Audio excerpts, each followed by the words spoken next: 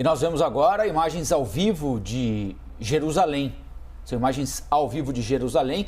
E vamos, com essas imagens ao vivo de Jerusalém, continuar neste assunto, evidentemente. Para isso, convidamos o professor de Sociologia da Universidade Federal do Rio de Janeiro e diretor acadêmico do Instituto Brasil-Israel, Michel Garman.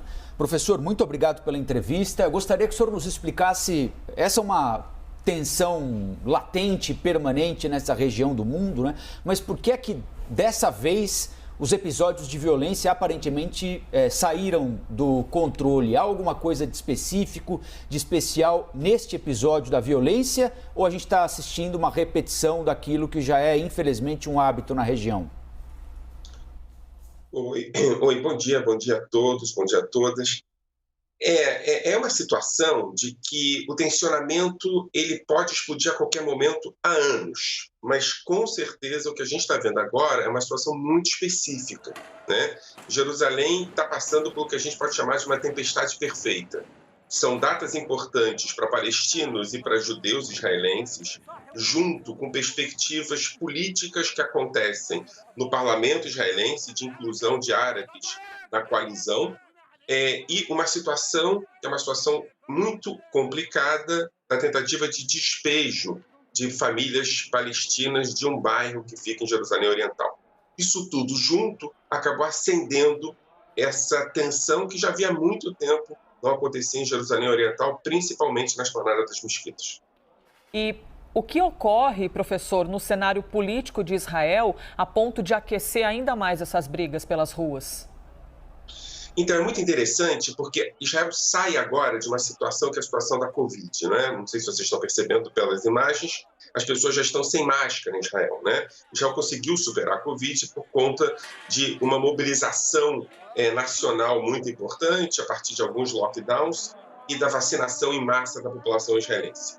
Desse processo participaram árabes e judeus cidadãos de Israel, né?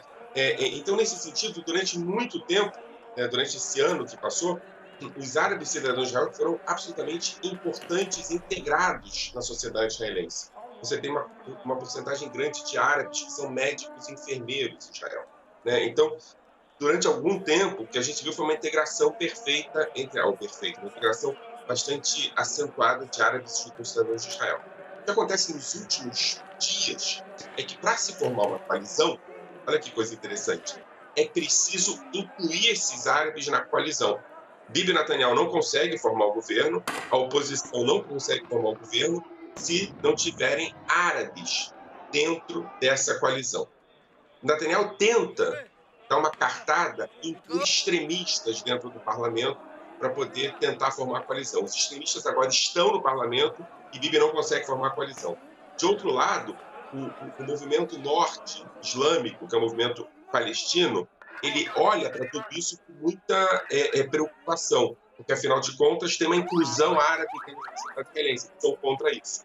Então, o que acontece agora é que, de um lado e de outro, nós estamos vendo uma sociedade que passou a ser refém dos seus extremistas.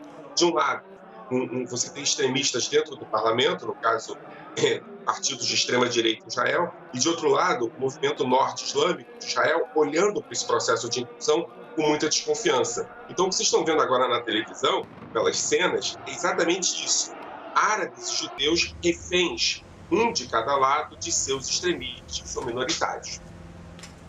Professor, a gente está esperando aí uma reunião do chamado Quarteto do Oriente Médio, que são os Estados Unidos, União Europeia, Rússia e ONU, justamente para avaliar essa situação. Que tipo de influência positiva, a gente pode dizer assim, a comunidade internacional pode ter nesse processo? Pode sair alguma decisão que contribua para pacificar os ânimos por lá? No quarteto eu espero menos. O que eu espero mais é de contatos diretos que está havendo entre os Estados Unidos, agora na administração Biden, e Israel, né? A situação que mais fez com que isso que a gente está vendo acontecesse foi a tentativa de despejo, eu já falei sobre isso, de um setor do bairro de Sheikh Jarrah, que fica em Jerusalém Oriental, de famílias palestinas. Talvez, se houver efetivamente um recuo disso, isso que a gente está vendo possa retroceder a uma situação mais pacífica. A pergunta é se já saiu do controle. A pergunta é se tem como reverter isso, né? Então, o quarteto eu acho que é menos... Vai ter uma declaração conjunta de preocupação, de busca de paz, etc. E tal. Mas nos bastidores, me parece interessante entender o que está acontecendo entre a administração Biden e o governo Bibi Netanyahu, que pode estar nos seus últimos dias. Então, até isso complica a situação. O Bibi está extremamente enfraquecido, tem extremamente pouco controle do que está acontecendo na situação, está preocupado com a sua sobrevivência política. Então, talvez, nos bastidores, a gente possa ver alguma coisa que avance em direção a uma solução pacífica. Professor, eu queria pegar esse gancho da sua resposta sobre o enfraquecimento político do primeiro-ministro Benjamin Netanyahu. Nós acompanhamos aí no último ano a dificuldade que ele teve para conseguir formar maioria no parlamento, para sustentar o governo.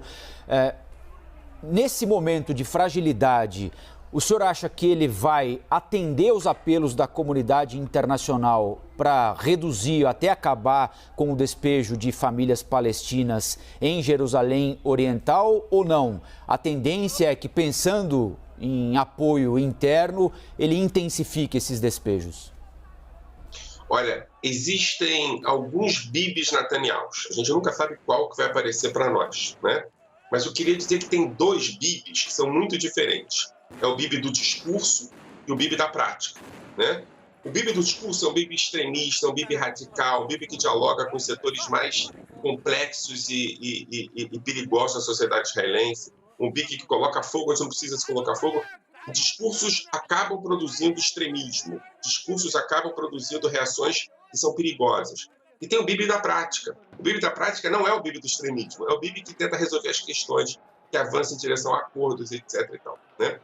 A pergunta que a gente tem hoje, né, primeiro que é importante saber isso, os tribunais israelenses têm autonomia, não é?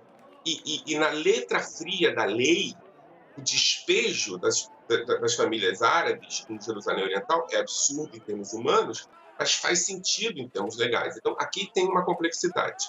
Do outro lado, a questão é saber se o Bibi da prática, o Bibi que consegue dialogar, o Bibi que é chamado de um mago da política, se esse Bibi ainda tem condições de se apresentar. Porque o que o Bibi do discurso fez foi colocar efetivamente a extrema-direita dentro do parlamento. E essa extrema-direita está efetivamente fazendo de tudo para que essas famílias sejam expulsas desse bairro. Eu não sei qual dos Bibis ainda tem força. Eu desconfio que o Bibi da prática esteja muito enfraquecido para fazer alguma coisa. Professor, nós esperamos que a pergunta que o senhor lançou no ar tem como reverter isso? Tem uma resposta e a resposta seja sim. A gente agradece aqui ao professor de Sociologia e diretor acadêmico do Instituto Brasil-Israel, Michel Garman, pela entrevista. Muito obrigada, professor. Eu que agradeço vocês. Bom dia a todos. Esperamos notícias melhores.